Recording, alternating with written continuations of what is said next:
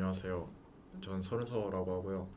이전에 프라이머라는 스타트업 엑셀러레이터에서 이제 투자를 하다가 지금은 창업을 한 케이스입니다. 그래서 오늘은 멋쟁이 사자처럼 해서 투자자가 먼저 알아보는 창업가가 되려면이라는 주제로 이제 발표를 좀 준비해봤고요. 부제목은 Don't Chase the Butterfly, Be the Flower입니다. 시작하겠습니다. 먼저 저에 대한 좀 간략한 소개를 해드리면은 전 원래 처음에 중학교 때 좀 주식 투자를 하다가 그때 좀 돈을 벌고 주식을 누가 제일 싸게 사지 생각을 해보니까 가장 비싸게 사는 사람이 이제 상장 주식 사는 사람이고 두 번째가 이제 VC, 그다음에 가장 싸게 사는 사람이 자기 자본으로 창업한 창업자라는 걸 좀 깨닫고 이제 한국 디지털 미디어고라는 그 IT 고등학교를 가서 프로그래밍을 독학하기 시작을 했고요.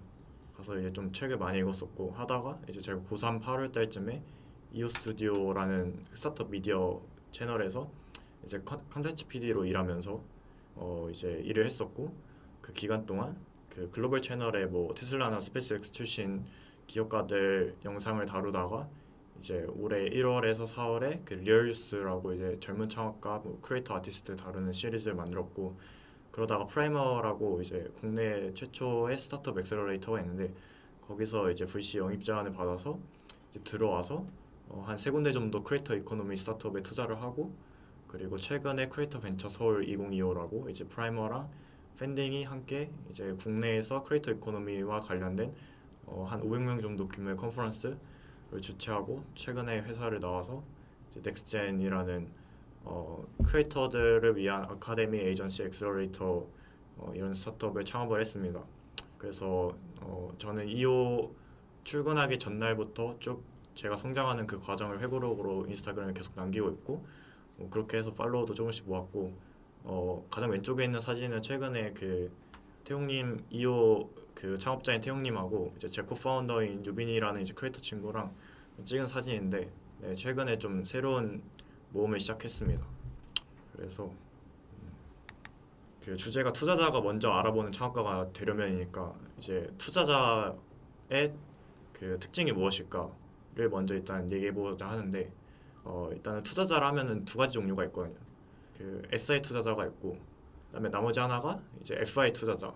그러니까 그 전략적 투자냐 아니면 재무적 투자냐 두 가지가 있는데 근데 아마 높은 확률로 이제 지금 단계에서 전략적 투자를 할 사람은 거의 없기 때문에 그 FI 관점의 이제 VC들에 대해서 얘기를 해보고자 해요. 그래서 벤처 캐피탈이란 무엇인가 했을 때 구조를 봤을 때 이제 투자하는 창업가들이 있고 그러니까 투자를 받는 그리고 그 의사결정을 하는 VC들 그리고 VC들 그 투자하는 돈을 대주는 LP들이 있어요. 리미티드 파트너스를 해가지고 이제 벤처 캐피탈의 가장 중요한 특징은 더 파울로 그러니까 그 롱테일의 법칙이 벤처 캐피탈의 가장 큰 특징인데 이제 뭐 해외에서 유명한 파운드 펀드나 뭐 세카야 캐피탈이나 뭐 Y 커미네이터, ACX, 코슬라 벤처스 그리고 뭐 소셜 캐피탈, 스트라이브, 해시드 이제 다 봤을 때 공통적으로 이들의 그 규칙을 보면은 결국에 롱테일 법칙 그러니까 저 그 오른쪽 아래 사진을 보시면은 벤처 캐피탈 파울로라고 해가지고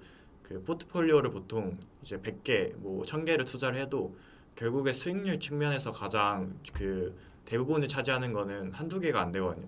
그래서 이 벤처 캐피탈의 가장 중요한 부분은 그 롱테일의 법칙. 그러니까 100개를 투자해서 100개 전부 다 안타를 치는 느낌이 아니라 100개를 투자해서 그 중에 하나를 엄청난 홈런을 쳐서 나머지 99개를 상회시킬 수 있는 그래서 이 롱테일 법칙을 이해를 하고 의사결정을 하면은 뭔가 세상이 좀 새롭게 보인다 생각을 하는데 이제 예를 들어서 여러분이 스타트업을 하실 때 여러 개의 사업 아이템이 있고 사업 구조가 있을 텐데 사실 그 사업 아이템과 사업 구조에서 가장 중요한 거는 정말 딱 하나라고 생각을 하거든요. 뭐 예를 들어서 100개의 고객이 있다 했을 때 사실 대부분의 그 매출을 차지하는 고객은 10명일 거고 그러면 그 10명에 집중해서 어떤 프로덕트나 컨텐츠를 만들 것인가 이런 파울러를 좀 고려해서 아이템을 고르고 고객에 집중해서 비즈니스 모델을 만들면은 투자자들이 더 좋아하지 않을까. 네, 그래서 롱테일 법칙에서 좀 얘기를 해봤고 그 롱테일 법칙을 가장 잘 이해한 사람이 누구냐 했을 때 그 현 시점에서 그 그냥 지구 전 세계적으로 가장 권력을 많이 가진 사람이 이제 피터 틸이라는 사람이거든요. 그래서 피터 틸이 쓴 책 중에서 그 제로 투 원이라는 책이 있는데 이제 그 피터 틸이 제로 투 원이라는 사상을 가지고 투자한 사람들이 뭐 대표적으로 지금 제가 키노츠에 넣은 사진들의 사람들이 있고 이제 한 명씩 간략히 소개를 드리자면은 피터 틸이 투자한 사람 중에 일단은 그 여러분이 쓰시는 인스타그램 만든 메타의 저커버그 그리고 그 스페이스X의 일론 머스크, 팔란티어, 챗GPT 오픈 AI 그리고 이제 미국 대통령과 부통령의 지디 밴스랑 트럼프 그리고 최근에 메타에 인수당한 그 스케일 AI 알렉산더 왕 그리고 그 최근에 상장한 피그마 뭐 에어비앤비, 안드레 인더스트리스 그리고 구글에 인수된 딥마인드 등등이 있는데 그 현 시점 권력자를 이제 그 투자자가 먼저 알아보는 창업가가 되려면이라는 주제에서 이제 공유드린 이유는 일단은 그 지금 지구상에서 가장 위대한 투자자가 누구인가 했을 때 지금 상태에서 피터 틸이고 그러면 이 피터 틸이 어떤 창업가들에게 투자를 하는가 이거를 좀 생각해서 역설계해서 여러분이 그러면은 그 페르소나에 맞게 이제 스타트업을 준비하면 되지 않을까. 그래서 피터 틸에 대해 소개를 드렸고 그 피터 틸의 사상에 대해서 좀 설명을 하자면은 피터 틸이 가장 큰 영감을 받았던 철학자가 한 명 있는데 그 르네 지라드라는 철학자가 있어요. 그래서 이제 이 철학자가 그 했던 말 중에 하나가 그 인간은 독립적으로 욕망하지 않고 이제 다른 사람들을 따라서 욕망한다는 의미인데 이게 무슨 의미냐면은 이제 스타트업 단위로 봤을 때 뭐 옆에서 데이팅 앱으로 뭐 몇백만 원을 벌었대 하면은 이제 여러분들 따라서 데이팅 앱을 만들고 싶게 되고 뭐 옆에서 개발 외주로 몇천만 원을 벌었대 하면은 이제 여러분들도 따라서 그 외주 사업을 하고 싶게 되는데 근데 위대한 비즈니스는 결국에 무언가를 따라서 만들어서 경쟁해서 1등을 하는 게 아니라 그 아무도 안 하고 있는 거를 가장 먼저 선점을 해서 이제 그 해당 시장 자체를 독점을 하는 그런 구조를 만들어야 되거든요. 그래서 이제 르네 제라드가 말한 거는 모든 사람들은 모방 심리가 있고 그 모든 욕구의 근간이 되는 거는 자기 주변에 있는 사람들이 욕망하는 거를 따라서 욕망하는 건데 그럼 이제 이 철학적 그 논리를 스타트업 단위로 봤을 때 경쟁하는 거는 이제 본인이 플랫폼 안에서 플레이어 역할을 하는 거고 독점하는 거는 본인이 직접 플랫폼을 깔아가지고 이제 그 플레이어들이 그 안에서 경쟁하기 구조를 짜는 거거든요. 그러니까 이제 보통 생각하는 스타트업 투자를 하면은 VC들이 깔아놓은 판 안에서 이제 막 대학생 창업가, 뭐 직장인 창업가들이 직접 플레이어가 돼서 경쟁을 해서 이제 서류를 통과하려 하는데 그 구조를 짜는 게 아니라 이제 본인들이 VC보다 더 희소해져가지고 VC들이 플레이어가 돼서 그 본인 회사에 더 투자하고 싶게 만드는 그 각각 의뢰 구조를 설계하는 거. 그리고 이제 가장 왼쪽에 있는 거는 그 제가 몇 달 전에 그 트위터에 썼던 글인데 이제 경쟁을 하는 게 아니라 협력하는 그 시스템을 짤 수 있어야 돼요. 그래서 이제 대부분의 그 한국 스타트업 씬에서 사람들이 바라보는 게 그 제로섬 게임으로 시장을 바라본다고 개인적으로 느끼거든요. 뭐 예를 들어서 뭐 핀테크라 하면은 금융시장에 딱 정해져 있어가지고 그 안에서 어떻게 파이를 먹을 것인가를 생각을 하고 가전제품이면은 삼성, LG 등등등 있어가지고 그 안에서 어떻게 그 비율을 가져갈지 생각을 하는데 근데 이제 그 본질적으로 우주에 있는 자원은 그냥 무한하기 때문에 제로섬 게임 구조를 만들 필요가 없고 그럼 어떻게 이 사회 시스템에서 벗어나서 포지섬 게임으로 이제 구조를 짤 것인가.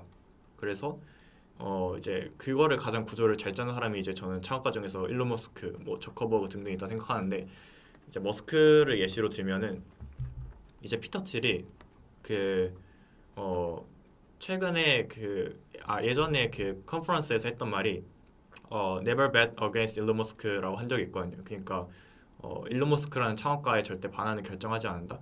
근데 이 말이 저는 그 창업가들한테 되게 중요하다고 생각하는 이유가 보통 이제 머스크랑 피터 틸이랑 레벨이 같으면은 둘이 경쟁을 해서 이제 적을 만들 생각을 하는데 근데 틸은 그렇게 하는 게 아니라 이제 오히려 본인의 편으로 끌어들여 가지고 어떻게 같이 협력할 수 있는 구조를 짜는지 그 시스템을 설계를 했고 그리고 결국에 그 제로 투 원의 본질은 이제 그 이미 있는 거를 모방해 가지고 경쟁하는 구조를 짜는 게 아니라 왜 한국 시장을 보면은 배달앱이 이미 뭐 미국의 도어대시 이렇게 있는데 그거를 베껴가지고 배달앱 하나 나오고 이게 잘 된다 싶으면 또 경쟁해가지고 베껴가지고 시장을 나눠먹는 그 제로섬 게임 구조를 가잖아요. 근데 이제 미국 시장 같은 경우에는 도어대시가 나오면은 이제 배달앱은 이미 독점이 끝났으니까 어떤 시장을 새롭게 개척해야 될까 이 마인드셋이 완전히 다르다는 점 그거에 대해서 좀 말을 하고 싶어서 이 페이지를 가져왔고, 제로톤에서 또 중요한 내용 중에 하나가 그 제2의 페이스북도 나올 수 없고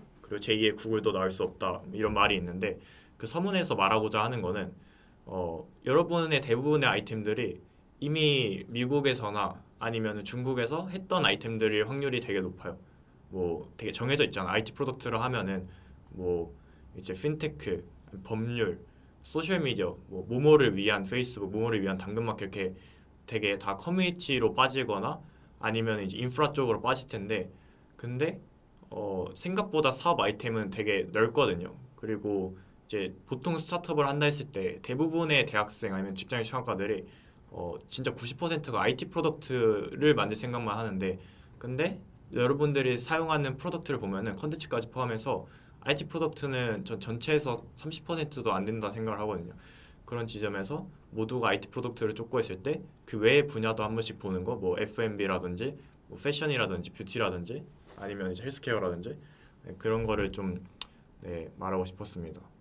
그래서 이 경쟁하지 말고 독점하자 이 구조를 짜려면은 어떻게 해야 될까 했을 때, 결국에 이제 그 독점할 수 있는 수준까지 성장을 할 수 있어야 되는데, 근데 이제 그 성장이라는 거는 어떻게 이루어지냐 했을 때, 저는 그냥 두 가지 함수가 있다 생각하는데, 첫 번째가 메타인지고 이제 두 번째가 실행력이라고 생각을 해요. 그래서 그 메타인지는 결국에 그 인간을 이루는 두 가지 기관이 이제 감각기관이랑 운동기관인데, 그 본인의 감각기관으로 느끼는 거를 사고를 하고 본인의 수준이 어느 정도인지 그거를 이제 잘 인지하는 거, 그리고 실행력은 본인의 현재 상태를 인지를 했으면은 어느 방향으로 나아갈지 그걸 이제 운동기관 액션을 하는 건데, 그래서 이제 그 대부분의 창업가들이 메타인지만 잘 되거나 아니면 실행력만 좋거나 둘 중에 하나 생각을 하거든요. 근데 이제 메타인지만 잘 되는 경우에는 그 실행 안 하고 있는 이제 자기 개발러 아니면은 그냥 철학자가 되는 거고, 근데 메타인지가 또 안 되는 상태로 실행력만 좋으면은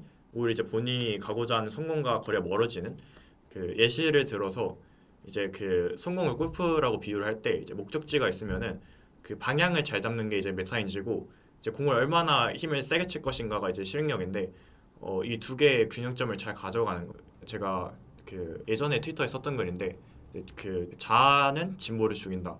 그러니까 그 일론이 예전에 올렸던 공식 중에 하나가 그 자아에서 이제 능력을 나눴는데 그게 1보다 크면은 이제 현실과의 피드백 루프 붕괴라는 이 공식이 있는데, 대부분의 창업자들은 에고가 되게 세잖아요. 뭐 크리에이터도 그렇고 아티스트도 그런데, 이 에고가 센 걸 가지고 이제 그 보통 이제 본인만의 색감을 가져서 이제 새로운 시도를 하게 되는데, 근데 오히려 저는 그 성장에 있어서 그 자아가 강한 게 이제 피드백 루프가 붕괴되는 그 요인 중에 하나 생각하거든요.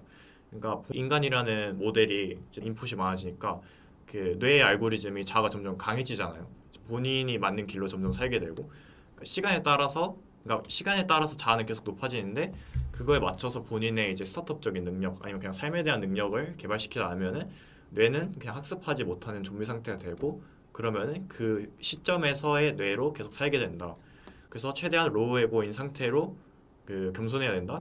네, 근데 자아를 낮추기 어려울 거예요. 왜냐면은 이거를 보는 대부분의 뭐 대학생 아니면 직장인 창업가들은 각자 자기의 그 집단에서 이제 뭐 1등, 2등 소리를 들었을 텐데, 사실 1등, 2등이라는 개념은 본인이 이제 되게 좁게 세상을 세팅해 놓고 듣는 거기 때문에 실제로 실력이 있을 확률은 되게 적거든요. 그래서 메타인지를 하려면 좀 더 넓은 세상으로 넘어가는 거, 본인이 예를 들어서 지방에 있다면 서울로 올라오시고 서울에 있다면 미국에 가가지고 더 넓은 세상을 보는 거, 그리고 이제 대부분의 그 대학생 창업가들이 하는 게 팟캐스트나 아니면 번역 채널 보면서 그 하루 종일 유튜브를 보는데, 그거를 보고 나서 실행으로 이어지는 그 지식이 없다면은 그 데이터 인풋은 시간 낭비라고 생각을 해요. 그래서 이제 글을 읽거나 책을 읽거나 아니면 뭐 사람 커피챗을 하거나 뭐 유튜브 영상을 볼 때 내가 지금 이걸 보고 나서 당장 실행할 수 있는 액션은 무엇인가를 고려하면서 봐야 시간 낭비를 안 할 수 있다.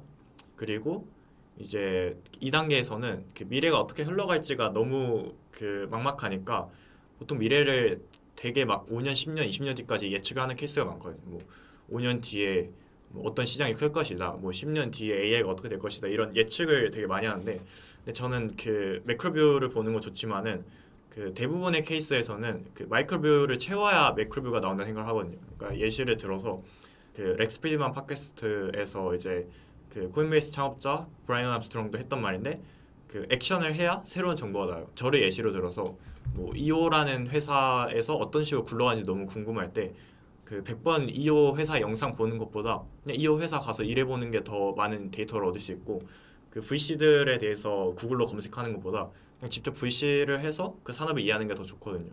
그래서 자신의 능력을 어떻게 개발할지 보기만 하고 끝내는 게 아니라 그 보고 나서 느낀 거를 바로 어떻게 액션을 이어갈 수 있는지 실행하는 거에 대해서 좀 얘기를 해봤습니다. 이제 다음 주제를 얘기해 보자면 어느 시장에서 이제 그 20, 30대가 플레이를 할 것이냐 했을 때 이제 여러 분야가 있는데 그 현 시점에서 그 뭐 미국, 중국을 비롯한 빅테크들 얘네들이 결국에는 어떠한 사업 특성을 띠고 있냐 했을 때 결국엔 모두가 미디어랑 엔터테인먼트 사업이거든요. 그러니까 우리가 아는 뭐 애플, 뭐 메타, 오라클, 뭐 구글, 테슬라, 뭐 마이크로소프트, 아마존 같은 기업을 보면은 우리는 보통 테크 기업이라고 생각하지만은 사실 그 테크보다도 그 이면적인 본질에 있는 그 사업은 미디어랑 엔터테인먼트 사업이고 그 애플 같은 경우에도 아이폰 테크 기업 같지만은 사실 돈은 뭐 애플 뮤직, 애플 TV, 뭐 애플 북스, 팟캐스트 같은 이 소프트웨어로 더 돈을 많이 벌고 있고 뭐 메타도 그 소셜 미디어라는 언론을 갖고 있고 이제 최근에 틱톡을 인수한 오라클도 마찬가지, 유튜브도 그렇고 머스크도 트위터를 인수하고 마이크로소프트도 링크드인 인수하고 이런 그 아마존도 프라임 비디오나 뭐 킨들을 인수하고 이런 저희가 아는 그 빅테크들이 계속해서 미디어를 인수하는데 가장 많은 돈을 쓰는 이유는 결국에 이제 기업의 본질은 이윤 창출에 있고 이윤 창출은 고객이 기업에 돈을 지불해야 되잖아요. 근데 돈을 지불하는 게 기술이 뛰어나서 지불하는 게 아니라 결국에 브랜딩과 미디어적인 능력에 의해서 세일즈 당해서 지불당하는 거고 그 세일즈 능력은 언론을 형성해서 만들어낼 수 있거든요. 그 스타트업을 하실 때 본인이 테크 기업을 한다는 생각을 갖고 하면은 저는 빅테크들을 이길 수 없다고 봐요. 왜냐면은 테크 기업의 본질은 연구자들의 그러니까 얼마나 많은 A 플레이어 연구자들을 끌어모으냐에 있는데 본인이 가장 뛰어난 A 플레이어 뭐 AI 개발자라 하면은 오픈 AI나 구글에 있지 본인 스타트업에 있을 확률이 거의 없거든요. 근데 아티스트들은 본인이 가장 자유롭게 활동할 수 있는 그 환경에만 있으면은 되게 많은 역량을 발휘할 수 있는 그런 케이스가 많아서 그래서 빅테크들을 이기려면은 기술 창업 쪽보다는 저는 오히려 그 미디어나 엔터 쪽, 그러니까 인간의 인문학을 건드리는 창업을 해야 되지 않나? 시장적으로는 이렇게 바라보고 있고 앞에 나와 있는 빅테크들이 결국에 어느 시점에서 그 AGI라는 인공이발지능을 만들게 될 텐데 그 시점에서는 기술 창업이 저는 불가능하다고 개인적으로 생각해요. 왜냐면은 여러분들이 대부분 만드는 게 뭐 어떤 거를 위한 AI, 뭐 고객 상담을 위한 AI 이렇게 되게 AI로 끝나거나 아니면 크립토로 끝나거나 그 대부분 둘 중에 하나의 케이스라 생각하는데 그런 뷰를 바라보는 이유는 구글이나 오픈 AI, 뭐 마이크로소프트가 그 이 시장을 몰라서 안 하는 게 아니라 그냥 우선순위에 떨어져서 아직 안 하고 있는 거고 그리고 스타트업의 본질은 그리고 이제 투자를 받으려면은 VC 입장에서는 이게 지금 당장 트렌드인가가 중요한 게 아니라 10년 후에도 망하지 않을 것인가 그리고 10년 후에도 망하지 않는 게 더 중요한 이유는 회수를 하려면은 그 복리를 발생시켜야 되는데 그게 복리는 물리적 시간이 걸리는 게임이고 그 일단 망하지만 않아도 복리가 작동을 하거든요. 지금 시대에서는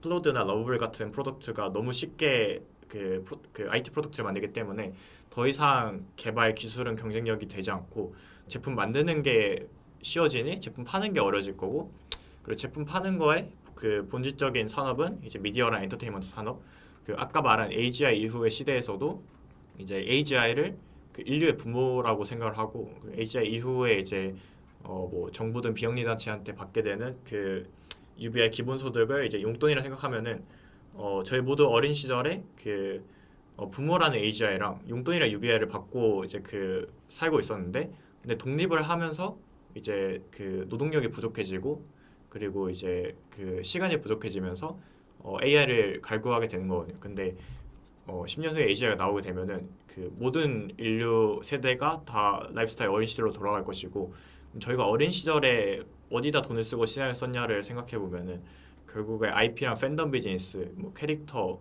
아니면 놀이공원 이런 데 썼기 때문에 저는 개인적으로 빅테크들하고 경쟁하지 않고 새로운 시장을 독점하려면은 현 세대는 IP랑 팬덤 비즈니스에 배팅을 해야 된다. 네, 이런 좀 시장에 관련한 그 매크로적인 뷰를 공유를 드렸습니다.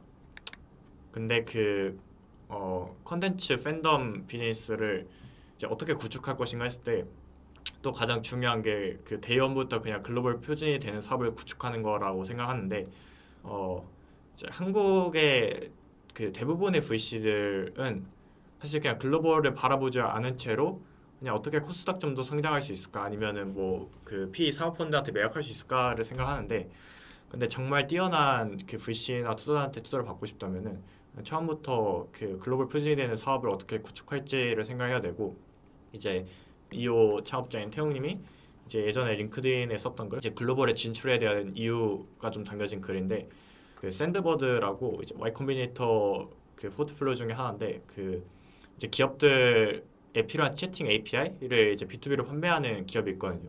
이제 그 기업의 김동신 대표님이 하는 말이 이제 그 태용님한테 그 글로벌 진출을 할 때 한국에서 글로벌로 나아가는 그 수출 개념을 생각하지 말고 그냥 처음부터 우리 모두 지구에 살고 있었는데 한국을 먼저 독점을 해놓고 근데 이제 지구는 80명 있고 한국은 5천만 명 있으니까 미국으로 가는 거라고 그 마인드셋을 바꿔라 이 말을 하거든요. 보통 미국 진출을 하려면은 이제 적어도 8년, 10년 이렇게 되게 시간이 오래 걸리는데 근데 그 오래 걸리는 기간 동안 리턴이 없잖아요. 이걸 어떻게 더 가속화시킬 것이냐 했을 때는 그 한국을 먼저 독점을 하고 미국으로 확장하는 개념으로 하면 안 되고 그냥 처음부터 미국으로 해서 그 이제 중간에 결과가 안 나오는 기간에 버티면서 해야 미국을 독점할 수 있다. 그리고 그 미국 시장하고 한국 시장은 너무 큰 차이가 있는데 예시를 들어서 이제 역사를 봐도 페이스북이 미국에서 만들어져서 한국 진출했을 때는 먹혔지만은 싸이월드가 한국에서 나와서 미국 진출했을 때는 절대 안 먹히거든요.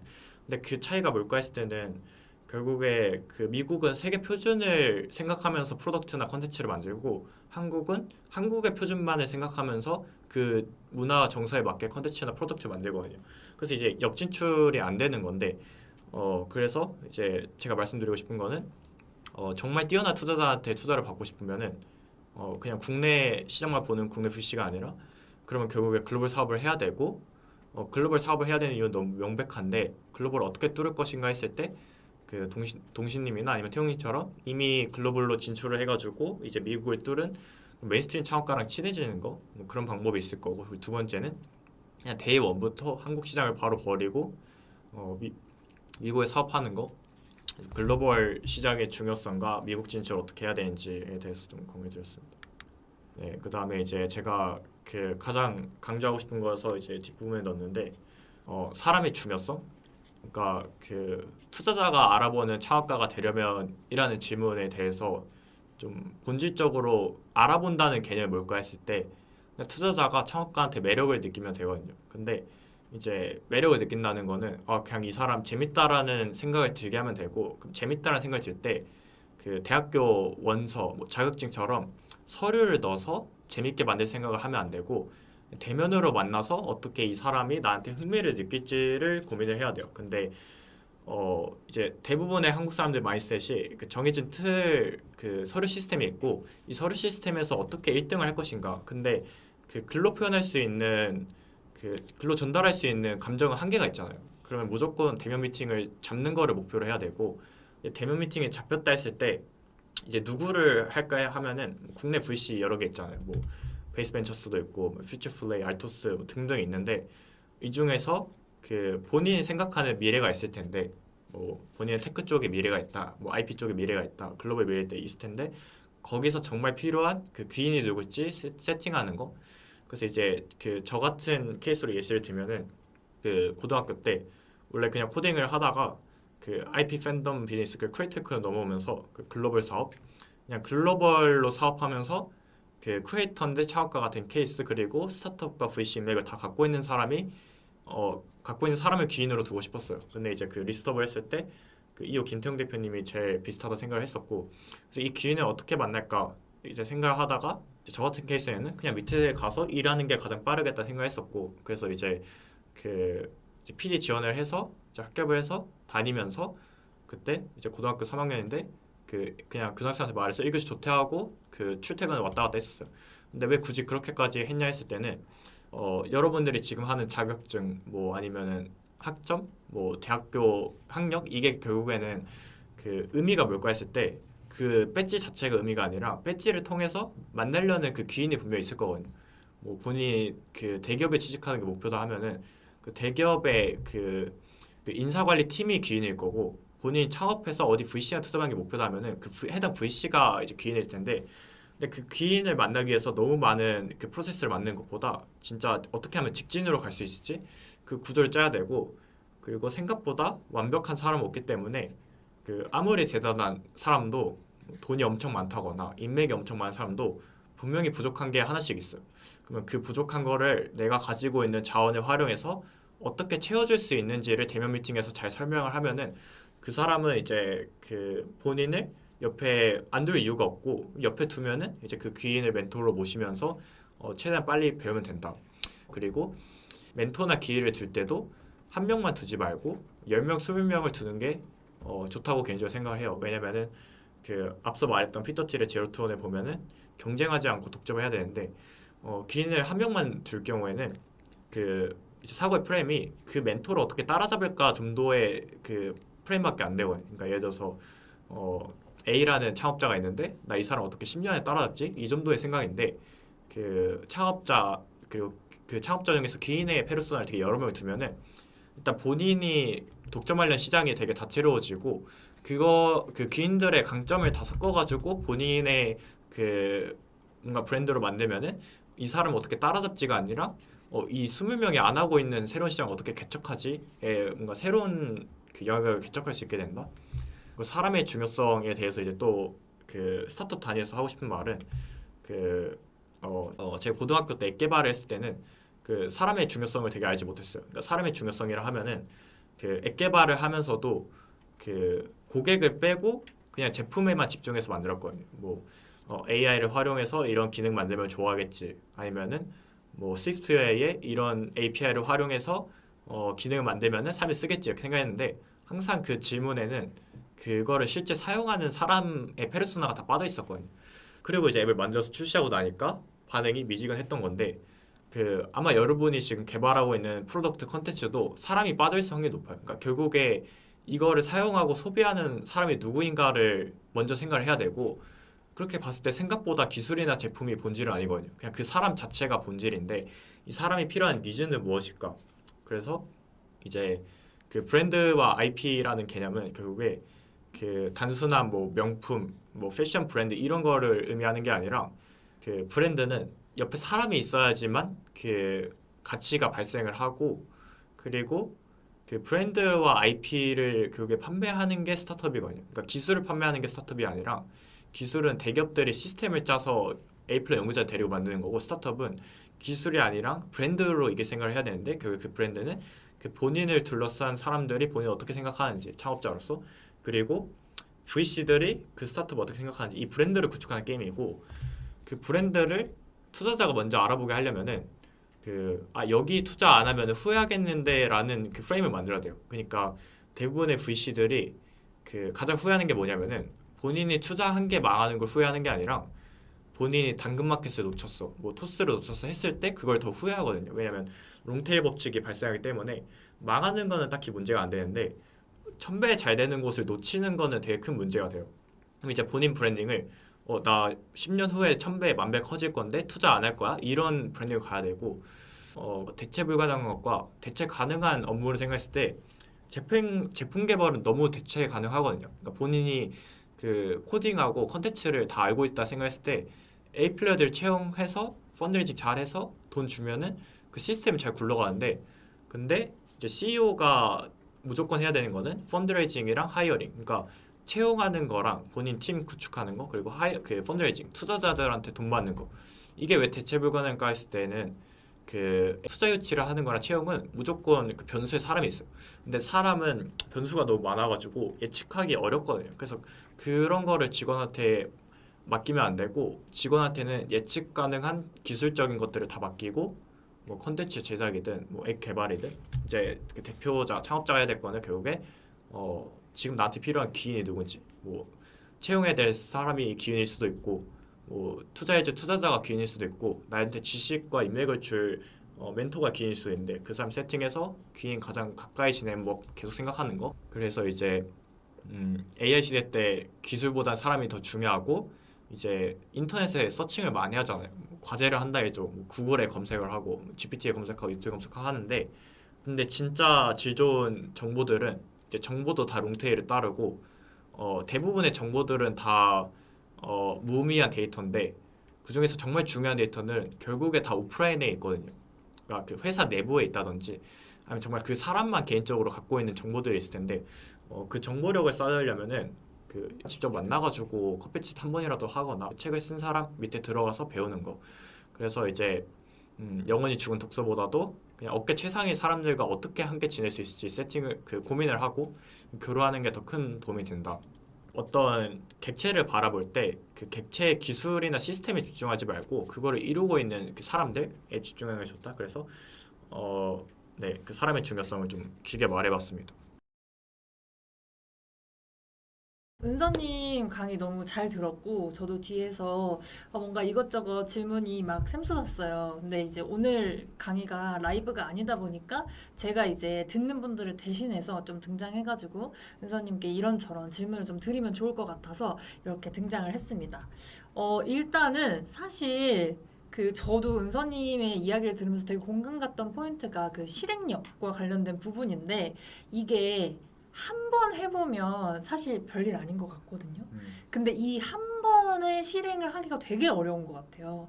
그래서 뭔가 은서님이 첫 실행을 할 때, 예를 들어서 2호에 입사를 하고 싶다라고 마음을 먹고 나서, 그래서 실제로 뭐 지원서를 쓰든 아니면 뭐 태용님한테 DM을 보내든 여러 가지 액션을 했을 거잖아요. 그렇게 첫 실행으로 옮겼을 때의 뭔가 시도해봤던 방식이라든지 아니면 그때 나는 어떤 마음으로 나의 생각을 실행으로 옮겼다 이런 것들을 조금 이야기해 주실 수 있을까요? 네.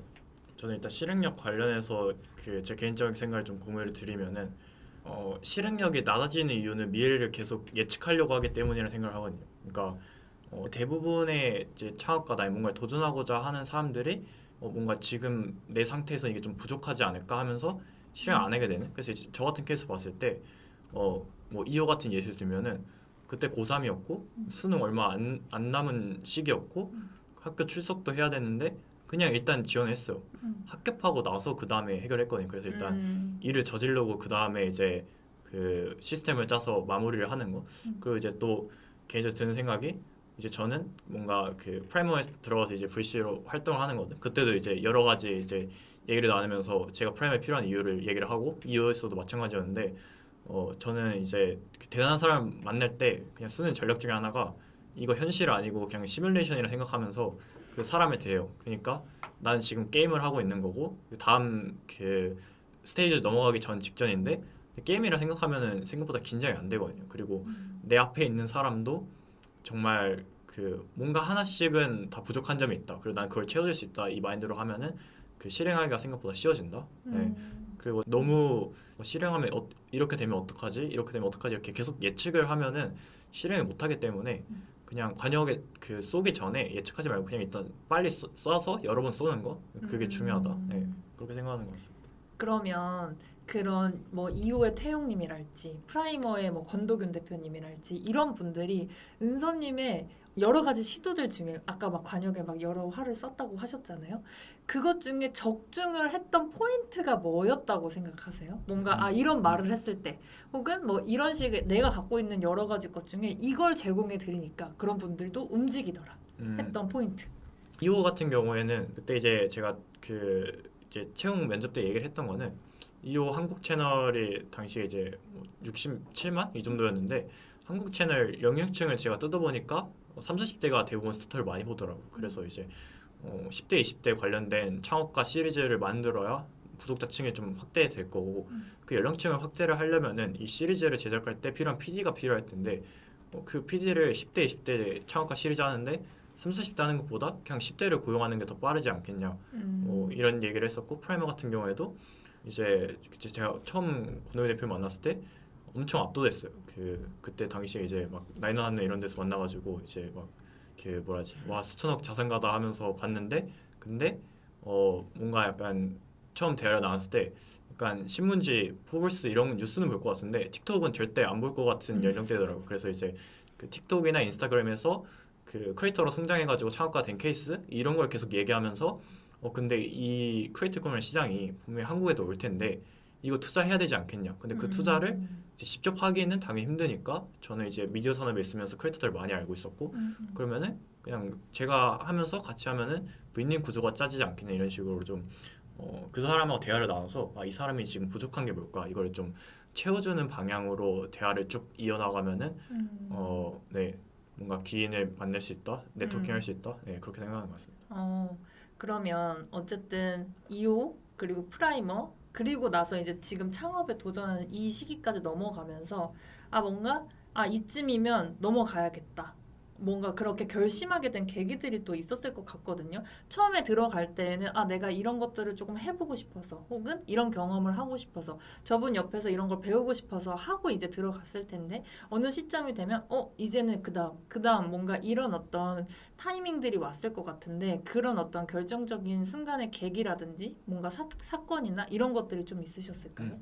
그 커리어에 관해서 얘기를 하자면은 보통 이제 그 링크드인에서 커리어를 확인해서 근데 그 저는 사자들은 그 경력 기간을 강조하고 그 진짜는 그 해당 경력 기간 동안 정말 뭘 했는지를 보통 강조하는 생각을 하거든요. 그러니까 예를 들어서 나 삼성전자 10년 다녔어를 외치는 사람하고 삼성전자에 1년 다녔는데 난 삼성전자에서 어디를 이끌어서 어떤 걸 성공시켰어라고 말하는 사람이 있을 때 저는 무조건 후자가 그 투자자 입장에서 더 투자하고 싶다는 생각이 들고 저 같은 케이스에서도 이제 이호랑 프라이머 있었을 때 개인적으로 생각한 거는 내가 여기 있는 기간 동안 뭔가를 하나 큰 거를 하고 항상 나가야겠다가 있었어요. 그래서 이제 이호 같은 경우에는 그때 이제 편집을 아예 몰랐으니까 일단 편집을 먼저 배우고 인터뷰 시리즈를 꼭 하나를 끝내보자가 있었고 그래서 이제 이호 나왔을 때 저희 리얼스 만들었어요라는 그 포트폴리오가 생긴 거고 프라이머 나왔을 때도 그냥 투자했어요도 있는데 그 투자는 VC들 모두가 하는 거니까 뭔가 크리에이터 이코노미 쪽 가장 먼저 투자를 할 거면은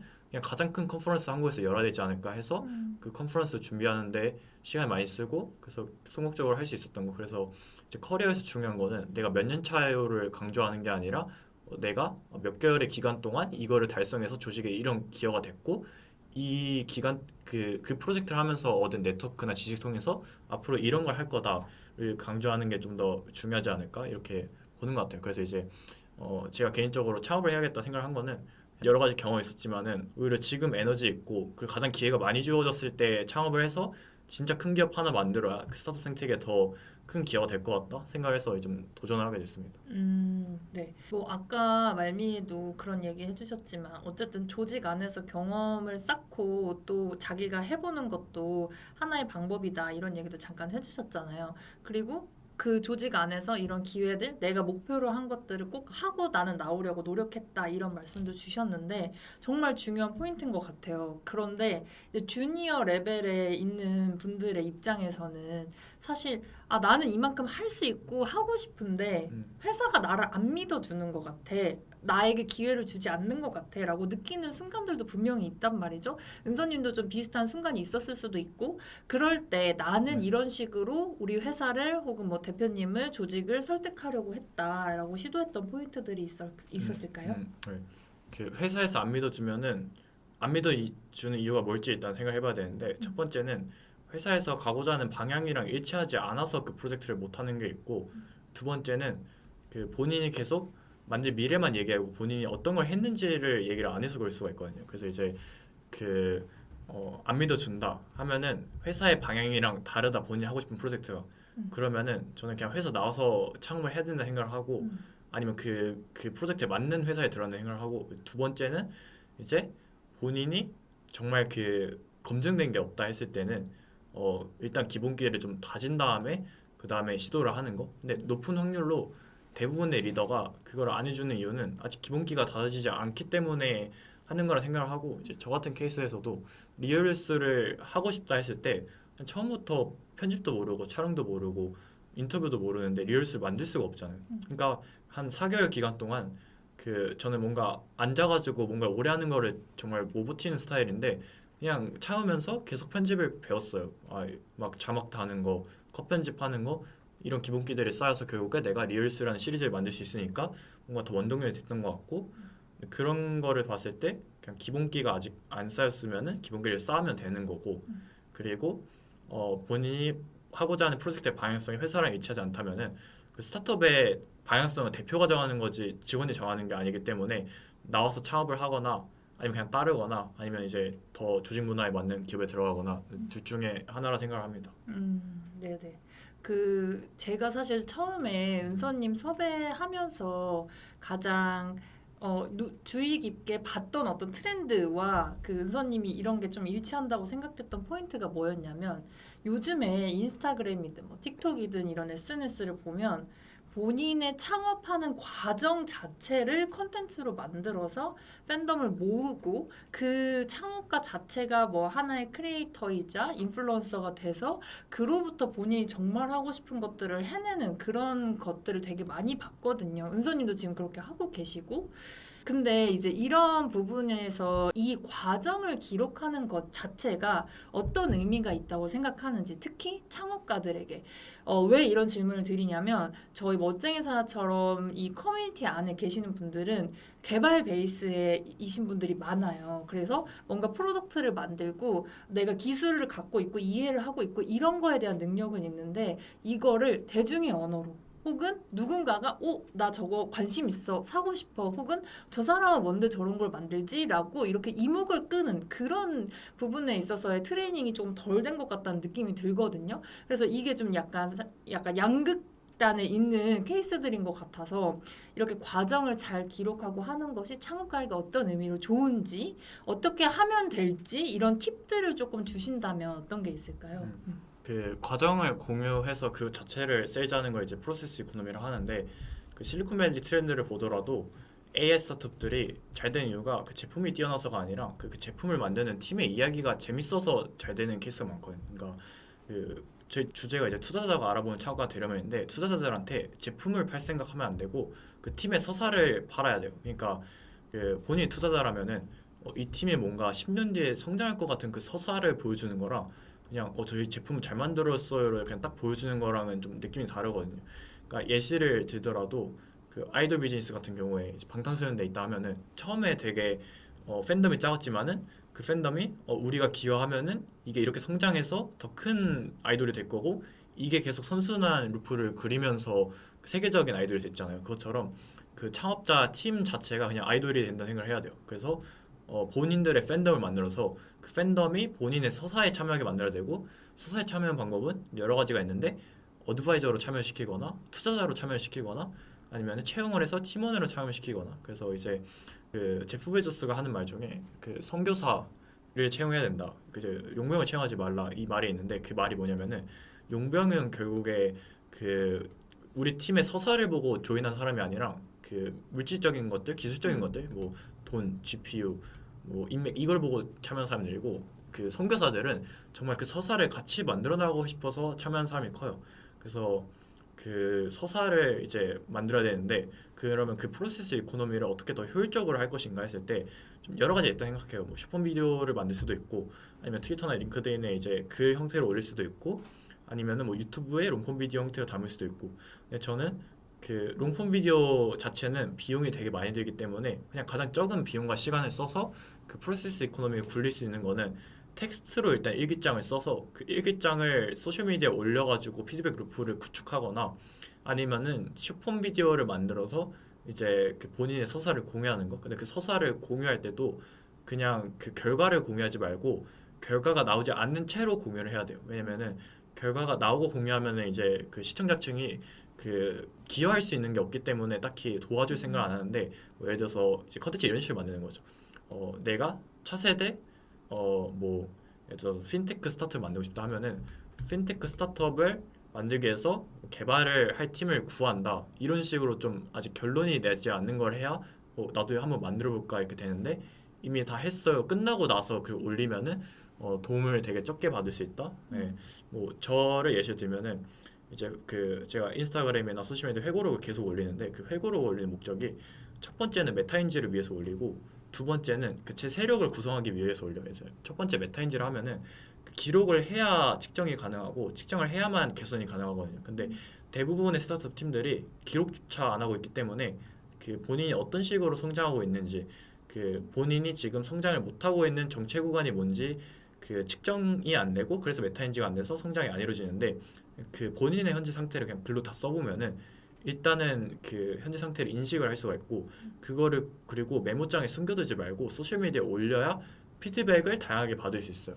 그리고 그 피드백이 단순한 잘했어요 못했어요가 아니라, 예를 들어서 저 같은 경우에 나는 크리에이티브 이코노미 쪽에 투자를 할 거다를 계속 몇 개월간 외쳤더니, 정말 크리에이티브에 투자를 하고 있는 뭐 해외 VC라든지 크리에이티브 이코노미 스타트업을 하고 있는 대표님들 먼저 연락이 와가지고 너 이런 미래를 만들고 싶니? 내가 그거에 기여해줄게가 형성이 되거든요. 그래서 이제 프로세스 이코노미를 하면은 본인이 만들고 싶은 미래를 계속 외쳐가지고 그 미래에 조인할 수 있는 기인들을 계속 끌어당기는 거.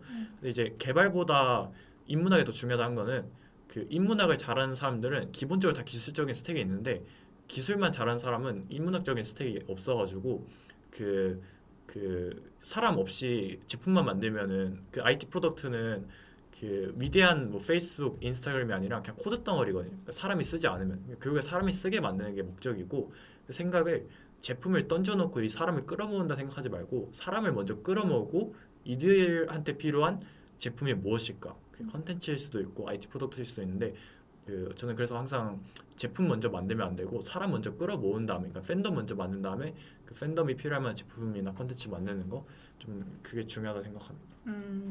근데 이게 한국 사람의 특징이 그런 결과 중심적으로, 그리고 내 좋은 모습을 더 많이 보여주고 싶어 하고, 그리고 주변이랑 계속 비교하잖아요. 아, 나는 지금 여기서 오늘도 이렇게 똑같이 코딩하고 있고, 오늘도 지금 뭐 이러고 있는데, 막 누구는 막 대단한 걸 계속 하고 있는 것 같고, 이런 어떤 비교 심리라든지, 조금 더 나은 나를 좀 포장해서 내보내고 싶은 마음 때문에 은서님이 말씀하신 것처럼 그런 프로세스 이코노미를 알면서도 실행을 잘 못하는 것 같거든요. 이런 어떤 내 마음 속에 있는 이 허들을 어떻게 하면 넘을 수 있을까요? 일단은 그 완벽주의를 버려야 되는데, 완벽주의를 버려야 되는 이유는 완벽주의가 그 있으면은 실행을 할 수가 없어요. 왜냐면은 미래는 애초에 예측이 불가능하고, 그러면 이제 만들어 나가면서 예측을 해 나가야 되는데, 예측만 하는 게 이제 완벽주의거든요. 뭐 내가 이렇게 했을 때 이렇게 해야 완벽하지 않을까, 이거를 계속 생각하는 건데, 이제 완벽주의를 버리는 방법은 그 이제 레퍼런스를 볼 때 그 성공한 기업가들 보지 말고, 그러니까 10년 이미 성공한 기업가들, 뭐 저커버그, 뭐 일론 머스크, 이 지금 현 시점의 그들을 보지 말고 그들이 성공하기 직전의 모습들을 되게 많이 보면 되거든요. 저커버그도 성공하기 직전에 진짜 아무것도 없는 그냥 하버드에서 그냥 코딩하는 사람이었고, 머스크도 그냥 남아프리카 공화국에서 좀 코딩하고 이제 퀸스 대학교나 이제 미국 넘어와서 집도 만드는 그 창업자들의 초기의 모습을 보면은 이제 본인의 그 레벨과 겹쳐서 실행하기 쉬워진다. 그리고 그 레퍼런스 롤모델을 삼을 때 그 10단계 앞서간 롤모델 삼는 거는 매크로뷰를 예측하는 거 외에는 의미가 없고, 실행하기 위해서는 본인보다 딱 한 단계 앞서 있는 사람을 롤모델로 둬야 돼요. 그러니까 이제 저 같은 케이스로 뭐 크리에이티브 이코노미를 하고 싶다. 근데 갑자기 막 미스터 비스트를 처음부터 롤모델로 하면은 제가 지금 실행단위에서 할 수 있는 게 없는데, 그냥 지금 나보다 한 단계 더 나아가 있는 미디어 대표님, 뭐 크리에이터를 롤모델 삼으면은 그냥 기술 스택을 하나만 더 배우면 되겠네. 그냥 뭐 아니면은 이들이 하고 있는 액션을 하나만 더 내가 해보면 되겠네. 이렇게 좀 쪼개가지고 생각하는 거, 좀 그게 중요하다 생각해서, 그 대부분의 케이스에서 프로세스 이코노미를 못하는 이유는 본인이 생각하는 너무 이상향이 크기 때문에 못한다는 생각을 하고, 그 이상향을 낮추는 방법은 그 이상향을 없애라는 게 아니라 그 이상향에 도달하기 위한 더 작은 이상향들을 이제 쪼개가지고 그거를 단계별로 어떻게 만날지, 네, 그게 좀 중요한 것 같고, 그리고 이제 그 특히 한국이 비교하는 문화가 되게 강하잖아요. 한국 스타트업 씬을 봤을 때 이제 그 언급되는 사람은 항상 언급되고, 그리고 이제 그 사람과 항상 비교를 하면서 뭔가 기준을 짜거든요. 그 제가 회고록을 쓰면은 하고자 하는 건 이제 팬덤을 만드는 거지, 누구랑 비교해가지고 내가 1등이다를 좀 자랑하는 구조가 아니거든요. 그래서 이제 쓸 때 내가 이거 올리면은 얘보다 지금 내가 더 못하고 있는 것 같은데, 아니면은 더 단계가 낮은 것 같은데 생각하지 말고, 그냥 그 10년 뒤에 내가 얘보다 잘날 거다라는 그 서사를 팔기만 하면 돼요. 그러니까 저 같은 경우에도 이제 고3 때 쓸 때 아무것도 없으니까 당연히 저보다 뛰어난 사람 많은데, 나는 10년 뒤에 이 사람보다 더 잘 될 거다.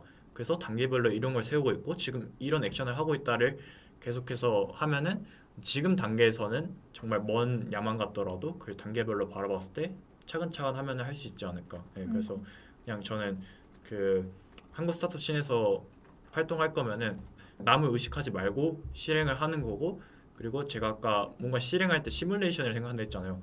그 본인 주변에 있는 플레이어들이 다 그냥 NPC라 생각하고 본인 혼자 실행한다 생각하면은, 그러면은 그 비교도 안 할 수 있게 되고 그냥 본인만의 길을 개척할 수 있게 되거든요. 예, 좀 그렇게 그냥 마인드셋을 좀 바꾸는 거. 예, 완벽주의를 버리는 거랑 이상향을 너무 높게 잡지 말고 롤모델을 그 본인보다 한 단계 높은 사람을 일단 롤모델 잡는 거. 예, 그렇게 두 가지가 있는 것 같습니다. 그럼 그런 회고를 하기 위한 은서님만의 루틴이나 뭐 노하우 같은 게 있을까요? 나는 뭐 어느 날 회고를 한다, 어느 시간 회고를 한다, 라든지 그런 것들이 있을까요?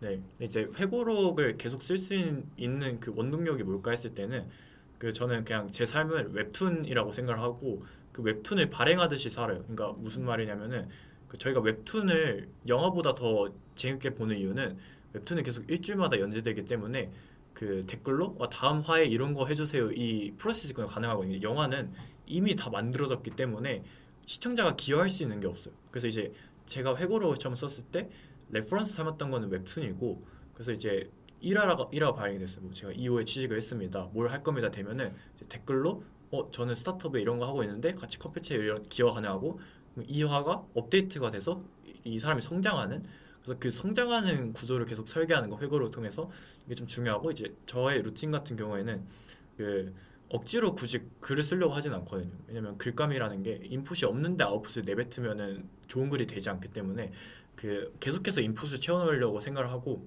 제 삶의 원동력이 뭘까 했을 때 그 웹툰을 가장 재밌게 만드는 거거든요. 제 삶 자체를.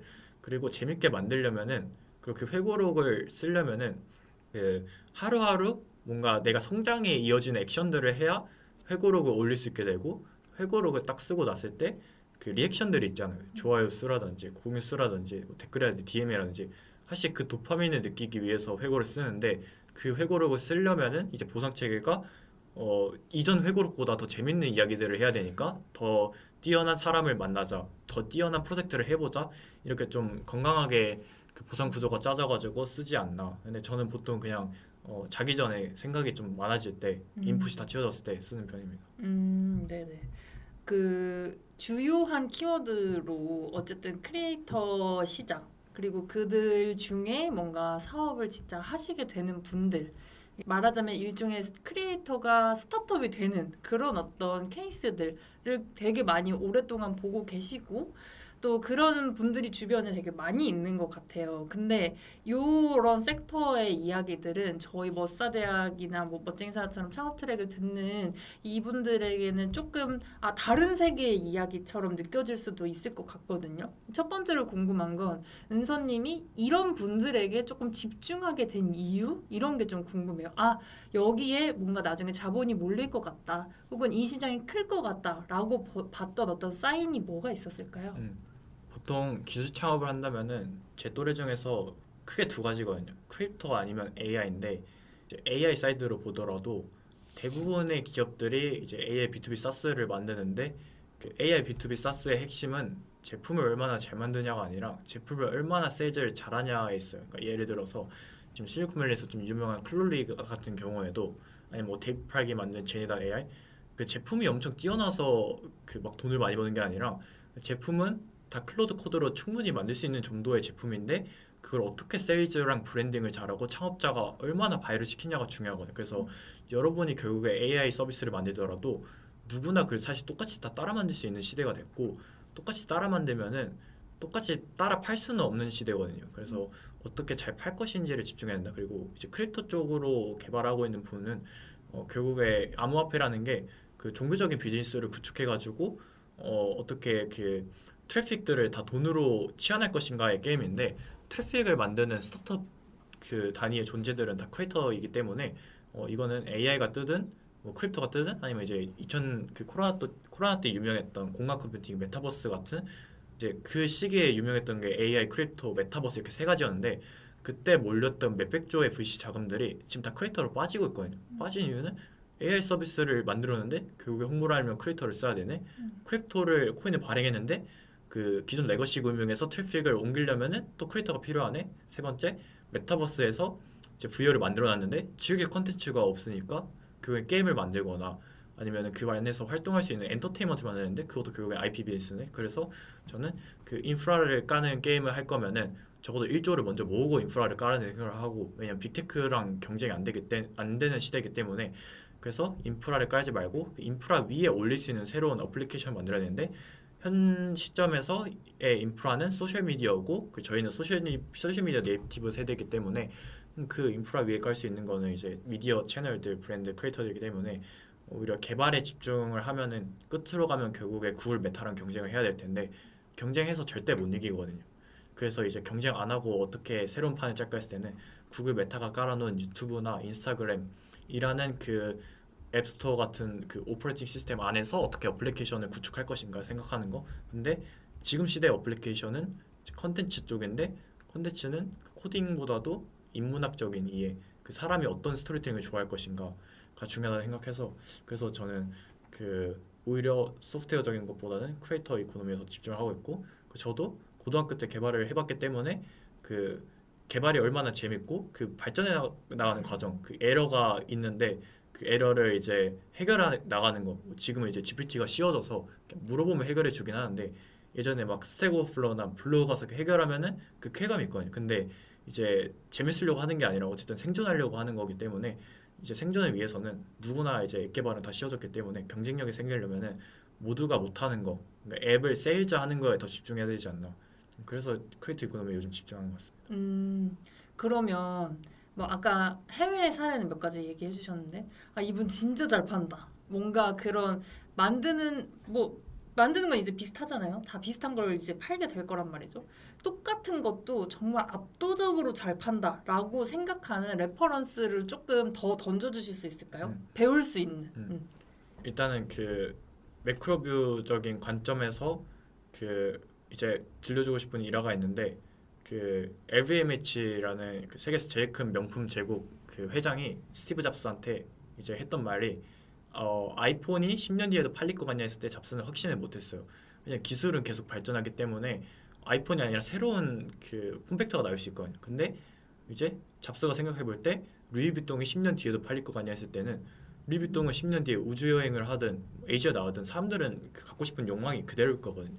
이제 그런 관점에서 이제 결국에 그 브랜드와 IP가 되게 중요한데, 근데 이거를 지금 현 시점에 가장 잘하고 있는 거랑 이제 오랫동안 잘하고 있던 기업들 두 가지 케이스 보면은, 이제 먼저 오랫동안 잘하고 왔던 기업들은 이제 저는 나이키, 애플이 되게 좋은 예시를 생각하고, 그 나이키랑 애플 같은 경우에 그 잡스의 그 연설들을 보면은 되게 강조하는 게 그 기술을 강조하지 말고 인문학을 강조하라고 계속 말하거든요. 그러니까 그 인문학이라는 게 그 삼성 광고 보면은 그 카메라 화소가 얼마고 뭐 배터리가 얼마고 이런 걸 광고를 하는데, 애플 광고에는 그런 기능적인 측면이 안 나와 있고 오히려 얼마나 이 아이폰이 이쁜지, 이 아이폰과 그 함께하는 삶이 얼마나 행복한지 이런 걸 보여주고, 그리고 혁신에 대해서 그 키워드를 보여주는. 그리고 나이키 같은 경우에도 그 아디다스가 뭐 이 신발을 신으면 편해요, 이 신발 달면 빠르게 달릴 수 있어요, 이런 걸 강조할 때 나이키는 그 뭔가 아슬레틱 정신, 뭔가 그 운동에 대한 정신을 강조하면서 너 운동선수라는 그 소울을 갖고 있으면은 나이키를 사야 돼라는 그 브랜드형 측면. 역사적으로 그런 세일즈를 잘했던 기업들은 결국에 그 기능을 강조한 게 아니라 그 기업이 상징하는 IP를 되게 잘 팔았던 것 같고, 이제 지금 뜨는 데를 보면은 특히 한국계 미국인이 되게 잘하는 것 같아요. 그 클로드의 로일이나 아니면 제니.AI라고 그 트위터에서 제니.AI라는 그 제품은 이제 대학생들이 많이 쓰는 그 AI 라이팅 툴인데, 그것도 데이블 팔기라고 한국계 미국인이 파는데, 다 프로세스 이코노미로 내가 이 제니.AI를 만들어서 한 달 만에 1억을 벌었어. 그러면은 그 1억을 벌었어 라는 글을 써서 10억을 벌거든요. 그러니까 1억을 벌었어 라는 글을 올리니까 나도 1억을 벌어보고 싶은데 하는 개발자들이 몰리게 되고, 그 개발자들의 트래픽이 다 제니.AI를 한번 구매해보고 그 구매하는 돈이 10억이 되는. 그래서 이제 그냥 쉽게 예시를 들어서 오렌지 주스를 지금 본인이 팔고 있다 생각했을 때 두 가지가 있는데, 오렌지 주스에 얼마나 건강한지, 이게 얼마나 맛있는지를 팔지 말고 그 오렌지 주스와 함께하는 라이프 스타일이 어떤 걸 상징하는지를 계속 마케팅하는 거 이게 이제 나이키 애플 예시고 근데 지금 뜨는 트렌드로 봤을 때 그 프로세스 이코노미는 내가 오렌지 주스 파는 과정을 보여줘가지고 이 사람 오렌지 주스 더 많이 팔게 해주고 싶다 아니면은 내가 이 사람한테 오렌지 납품해주고 싶다 좀 이런 그 뭔가 감정이 들게 만드는 거 그게 두 가지가 있는 것 같습니다. 네, 너무 좋은 말씀 많이 해주신 것 같고 그 궁극에는 특히 AI 시대일수록 사람, 인문학 이런 거 계속 중요하고 강조해 주셨는데 정말로 궁극적으로는 기술 다 너무 이제 양극단으로 이제 발전하게 되면 그래서 누가 만들었어? 그래서 그 사람이 어떤 사람이야? 이게 진짜 너무너무 더 중요해질 것 같아요. 그런 나다움을 지키고 찾고 정의하고 하는 것들이 생각보다 어렵고 우리나라 사람들이 훈련이 잘 안 되어 있는 것 같거든요. 그런 걸 위한 팁 같은 건 또 있을까요? 본인을 둘러싼 그 주변의 사람들을 본인이 직접 세팅을 해야 나담을 일단 찾을 수 있어요. 그러니까 대부분의 사람들이 갖고 있는 환경이 본인이 세팅하지도 않은 사람들하고 지낼 수 있는 그 환경에 놓여 있거든요.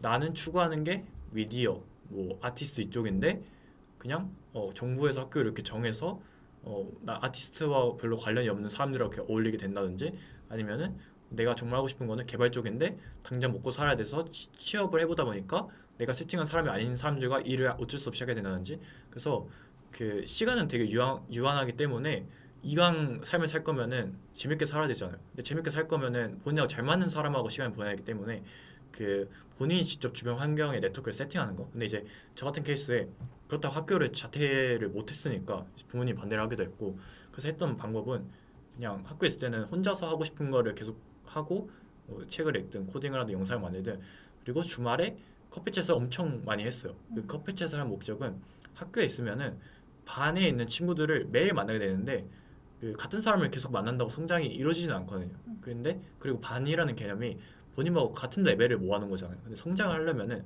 본인보다 높은 레벨에 있는 집단에 올라가야 된단 말이에요. 근데 이제 그 구조를 짜기 위해서 이제 소셜미디어 프로세스를 해서 저보다 더 많이 경험을 하신 분들, 뛰어난 분들을 만나서 이제 그분들과 최대한 많은 시간을 보내려고 했었고 그리고 이제 그 환경을 바꾸기 위해서 사람 엄청 많이 만나고 그리고 본인이 만약에 그런 오프라인 환경 바꾸기 어려운 상태다 하면은 온라인 환경부터 바꿔보는 걸 좀 추천드려요. 그러니까 예를 들어서 본인의 알고리즘부터 바꾸면 돼요. 그 오프라인 알고리즘, 그러니까 오프라인 이메일 바꾸고 싶으면은 온라인 알고리즘부터 바꿔야 된다는 글을 쓴 적이 있는데 본인이 보는 유튜브, 인스타그램의 알고리즘부터 본인이 추구하는 그 성공의 방향으로 맞춰놓는 거예요. 글로벌로 하고 싶으면은 유튜브 알고리즘을 한국어로 할 게 아니라 글로벌로 맞춰야 될 것이고 본인이 투자를 받고 싶다. 그러면은 올라가는 컨텐츠들이 뭐 먹방, 패션 이게 뜰 게 아니라 투자 관련된 컨텐츠가 많이 떠야 되잖아요.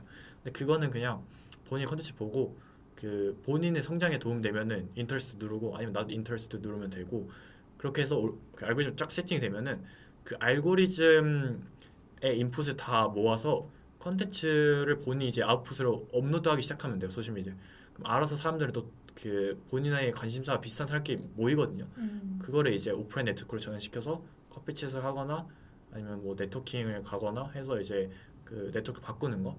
그래서 저는 99%의 사람들이 지금 있는 환경이 분명히 불만족스러울 거라 생각을 하고 분명히 잘 안 맞을 거라 생각을 하거든요. 네, 계속해서 환경을 바꾸는 게 좀 중요한 것 같습니다. 그렇네요. 생각해보면 우리나라는 삼면이 바다고 네, 뭔가 나가고 외부에 교류하고 이런 거 자체도 사실 좀 어려웠던 것 같고 안 그래도 조금 이제 마지막 질문 중에 하나로 그런 걸 물어보려고 했거든요. 지금 이 강의를 보고 있을 분들이 이제 창업을 했거나 이제 막 팀을 꾸려서 막 한 4-5명 정도 팀을 꾸려서 이제 막 이제 시작하고 있는 그런 팀이거나 아니면 나 혼자지만 뭔가를 좀 만들어 보고 싶어 해보고 싶어 해서 이제 막 시작을 한 단계의 분들이거든요.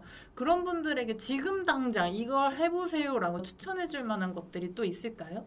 저는 개인적으로 추천하는 게 책 100권 읽기랑 근데 그 책도 뭘 읽냐가 중요한데 그냥 그 제 소셜미디어 들어가면 제가 읽은 책들 다 공개돼 있거든요. 아니면 이제 그 ceolibrary.com인가 그 이제 위대한 CEO들이 읽었던 그 책들이 다 정리되어 있는 그런 웹사이트들도 있어요. 가서 머스크가 읽었던 책들 그냥 쫙 다 읽고 뭐 틸이 읽었던 책들 이런 거 일단 다 읽는 거. 그 뇌에 데이터 쌓았으면은 그 데이터를 가지고 이제 커피챗 100명 하는 것도 되게 추천드려요. 근데 그 100명도 네트워킹 가서 100명 만나라는 게 아니라 정말 본인의 성장에 도움될 것 같은 귀인만 100명을 다 만나보는 거예요. 본인이 이제 엔터 쪽의 사업을 꿈꾸고 있다면은 엔터 관련된 대표님들 다 한 명씩 만나보고 투자 쪽을 꿈꾸고 있다면 투자 관련 사람들 다 만나보고 네 그래서 저는 그냥 사람 100명 만나는 게 중요한데 그 만나는 방법을 대면으로 해도 되고 아니면 이제 그 사람이 엄청 멀리 있거나 아니면 이미 오래전에 있는 분일 수도 있기 때문에 그 책을 통해서 그 사람을 만나는 거 네, 그렇게 두 가지를 추천드립니다. 네, 너무 좋습니다. 일단 얼추 제가 여쭤보고 싶은 것들은 많이 여쭤본 것 같고, 네, 마무리를 할까 하는데, 그러면 이제 마지막으로 은서님이, 나도 이 시대에 창업을 하는 20대 창업가로서 이런 미래를 꿈꾸고 있다. 우리 함께 이런 미래 한번 같이 그려보자라고 뭔가 본인의 어떤 앞으로의 목표라든지 비전이라든지 이런 것과 함께 응원의 메시지를 좀 해주신다면 어떤 게 있을까요? 저는 일단은 궁극적으로 하고 싶은 거는 사실 크리에이트 이코노미 아니에요. 그러니까 크리에이트 이코노미는 그 궁극적으로 하고자 하는 그 스마트 모듈러 홈이라는 이제 그 거주하는 컴퓨터 그런 빅테크를 만들고 싶은 게 궁극적으로 하고 싶은 건데 그거를 이루기 위해 전 단계로 이제 그 자본이나 세력을 만들고자 이제 크리에이트 이코노미 배팅을 하는 건데 이제 그 넥스트젠 단위에서 이제 하고 싶은 거는 그 이제 첫 번째는 그 대부분의 기업들이 이제 다 미디어 회사가 돼가고 있거든요. 그러니까 원래 기술이 점점 중요해지는 시대에서 AI가 나오면서 인문학이 중요해지는데 근데 그 기업들이 인문학적인 걸 잘 못해서 그거를 좀 채워줄 수 있는 그런 회사 그리고 저희 그냥 피치색 보면은 How to Build an Empire Beyond Mr. Beast가 돼 있거든요. 그러니까 지금 크리티컬에서 가장 잘하고 있는 회사가 미스터 비스트인데 넷플릭스도 있고 그 미스터 비스트를 어떻게 뛰어넘을 수 있을까가 이제 제가 20대 동안 하고 싶은 거 그리고 이제 단기적인 목표고 장기적으로 하고 싶은 거는 저는 이제 애플 테슬라 다음에 기업을 만들고 싶고 그 애플 테슬라 다음에 기업이라는 거는 결국에 그 뭔가 하드웨어부터 운영체 소프트웨어 미디어를 다 수직 통합을 시켜서 그 인류에게 꼭 필요한 컴퓨터를 다 보급화시킨 그런 기업 그러니까 애플 예시로 들면은 이제 아이폰, 뭐 에어팟, 비전 프로 등으로 인류의 감각 기관을 다 증가시켜주는 이제 그 컴퓨터들을 다 수직 통합해서 판매를 했고 그러니까 브랜딩이 그 마이크로소프트 윈도우나 구글 안드로이드랑은 좀 다른 브랜딩이 가능하고 그러니까 세계 1위 기업이 되잖아요. 테슬라 같은 경우에도 인류의 운동기관을 증가시켜주는 프로덕트를 옵티머스라든가 사이버트럭을 만들어서 그거를 다 버티컬라이션을 하니까 뭐 현대자동차라든가 제로모터스랑 이 기업과 좀 다른 브랜딩이 가능한데 그 제가 바라보는 그 지금 주거 시장, 부동산, 건설 시장이 100년 전 방식이랑 되게 똑같이 만들어지고 있고 그리고 테슬라가 운전이라는 노동을 없애면은 그 인류가 일주일에 8시간을 운전했었는데 그걸 없앨 수가 있는데 그 인류가 가장 많이 하는 노동이 가사노동이거든요. 그래서 저는 좀 IoT 그리고 이제 그 건설 시장 부동산 문제를 좀 해결해가지고 가사노동 없애는 거 그래서 애플 테슬라 다음에 더 10배 큰 기업을 만드는 게 이제 뭐 30대 40대 때 하고 싶은 거고 이제 그 뭔가 이 영상을 보시는 분들에게 궁극적으로 하고 싶은 말은 시장이 뭐가 될지 모르겠는데 그냥 변하는 트렌드 정말 좋지 말고 정말 변하지 않는 본질이 무엇일까를 이제 하는 거랑 그리고 기술과 기능에 집중하지 말고 그 사람과 인문학에 집중하라.